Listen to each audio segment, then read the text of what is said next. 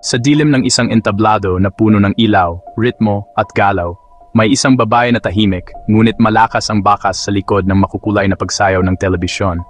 Isang pangalan na hindi laging nasa harap ng kamera, pero ramdam ang impluensya. Ang kanyang tinig ay hindi maririnig, ang kanyang galaw hindi kadalasang nakikita. Ngunit ang kanyang presensya ay hindi matatawaran. Sa likod ng mga makukulay na ilaw at tunog ng noon-time television, may isang babae na tahimik ang dating. Pero sa bawat hakbang niya, bumibigay ang entablado ng ritmo. Sa bawat galaw ng mga mananayaw, doon nakita niya ang sarili niyang kuwento. Ngunit sa isang umaga ng Oktubre 2025, isang tahimik na pagsasayaw ang tumigil. Ang entablado ay nabalot ng tanong, ano ba talaga ang nangyari kay Ana Feliciano? Ano nga ba ang lihim na itinago ng entablado? Ano ang kuwento sa likod ng maskara ng glamorosong mundo ng pagsasayaw?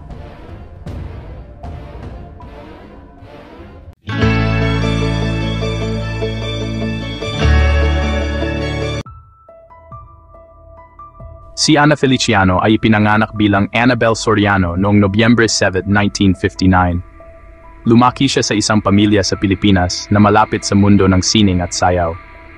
Sa murang edad, natuklasan niya ang paggalaw at ritmo bilang wika ng sarili, isang wika na hindi laging salita, ngunit nakita. Bagamat hindi detalyado ang tala tungkol sa kanyang elementarya at high school, nabanggit sa ilan na nag-aral siya sa mga institusyong gaya ng St. Paul College of Manila at Centro Escolar University. Malinaw na ang edukasyon ang nagsilbing pundasyon ng kanyang pag-akyat sa mundo ng entablado at sayaw. Sa kanyang paglaki, ipinamalas niya ang kakaibang hatak sa pagganap, tumpak ang galaw, malakas ang presensya, at likas ang galing sa koreografiya. Ang kanyang karera sa larangan ng sayaw ay nagsimula ng seryoso noong dekada 1980. Ayon sa ulat, noong 1984, siya naging miyembro ng grupong Solid Gold Dancers, na itinayo ng kanyang dating asawa, si Mel Feliciano. Ito ang nagsilbing tulay para mapasok niya ang mundo ng telebisyon at sayaw, at unti-unting maging pangalan sa likod ng kamera. Sa pagpasok ng dekada 1990, unti-unti nang sumilip ang pangalan ni Ana sa mundo ng telebisyon at sayaw. Kilala siya bilang isang veteran choreographer, isang likhang kamay na nasa likod ng mga energetic dance segments ng mga noon-time variety shows. Noong dekada 1990, at sa pagsisimula ng 2000s, siya ang resident choreographer ng ilang malaking noon-time shows. Kagaya ng Magandang Tanghali Bayan, MTV, sa ABS-CBN Corporation, at ang sikat na programang WOWI na pinangungunahan ni Willie Revillame. Noong 2010, nang umalis si Willie sa ABS-CBN at lumipat sa TV5 Network, sumama rin si Ana bilang choreographer para sa kanyang mga bagong programa. Sa katunayan, noong Disyembre 2021, binigay ni Willie ang isang bagong sasakyan para kay Ana bilang gift dahil sa kanyang matagal na serbisyo at dedikasyon. Isa sa kanyang mga mabibigat na kontribusyon ay ang programang Wowin ni Willie Revillame, kung saan siya ay kinikilala bilang isa sa mga creative forces na tumulong bumuo sa identity nito. Noong Pebrero 2022, nag-anunsyo si Ana na naghahanap siya ng mga mananayaw para sa bagong show ni Willie Revillame, at inilatag ang kanyang intensyon na ipagpatuloy ang kanyang trabaho sa dance industry.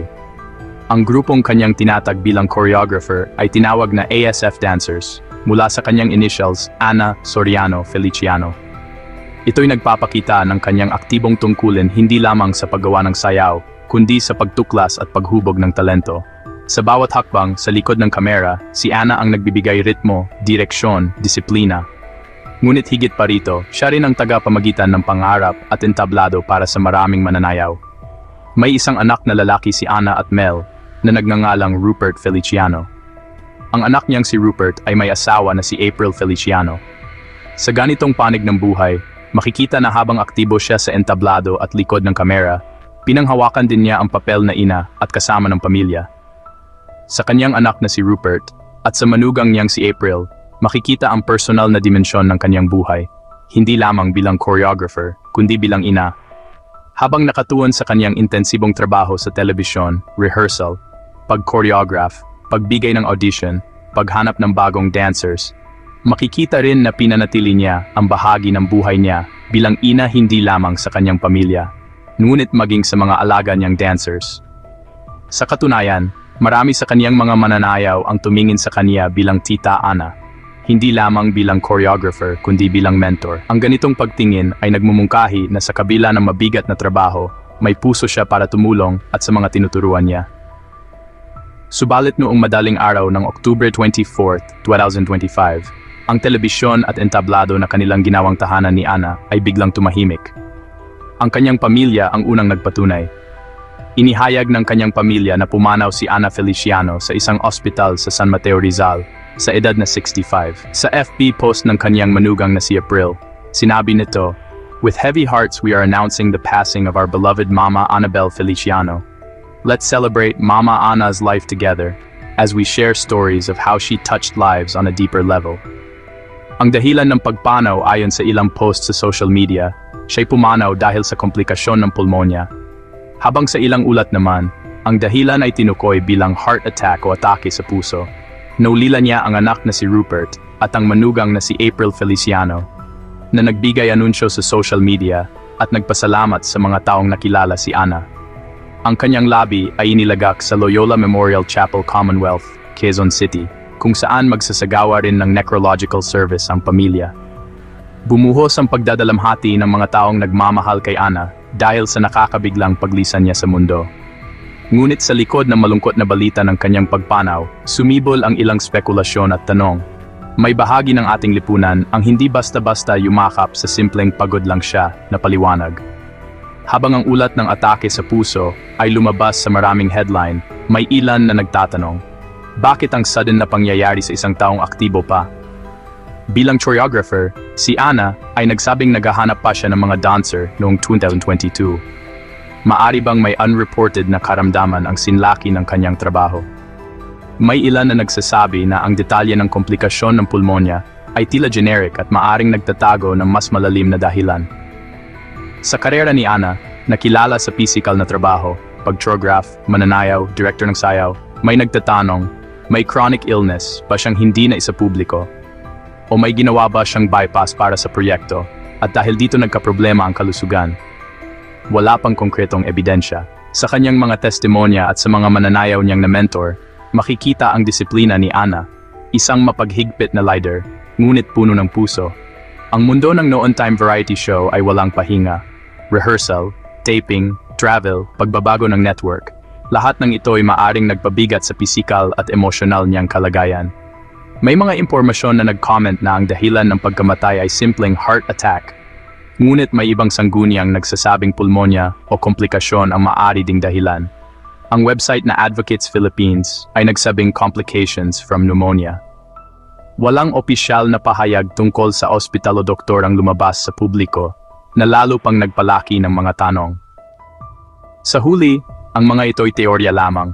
Hanggang sa ngayon ay walang publikong komprehensibong investigasyon na nagpapatunay ng alternatibong dahilan ng pagpanaw ni Ana. Ang bawat galaw ng isang dancer, bawat bilang ng isang choreographer, ay parang pahina ng isang kuwento. Sa kaso ni Ana Feliciano, ang kuwentong iyon ay hindi katapusan ng entablado. Pagkus, ito'y legacy. Ang mga mananayaw na kanyang na-mentor ay nasa entablado ngayon.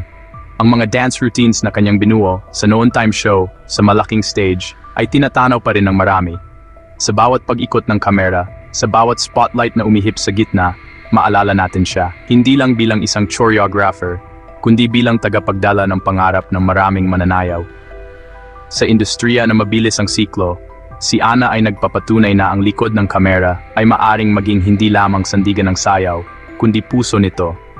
Maaring hindi na natin siya makikita ng direkta sa entablado, hindi na ang mukha ang kinikilala ng marami, ngunit ang mga paa, ang galaw, ang ritmo ng mga dancer na nagdaan sa ilalim ng kanyang paggabay ay nagpapatuloy. At habang may entablado, ilaw, musika, si Ana ay mananatiling bahagi nito. Sa bawat sayaw, sa bawat haplos ng spotlight, tandaan natin may tinahak na daan, may taong nagsilbi at umalis ng tahimik, ngunit hindi makakalimutan.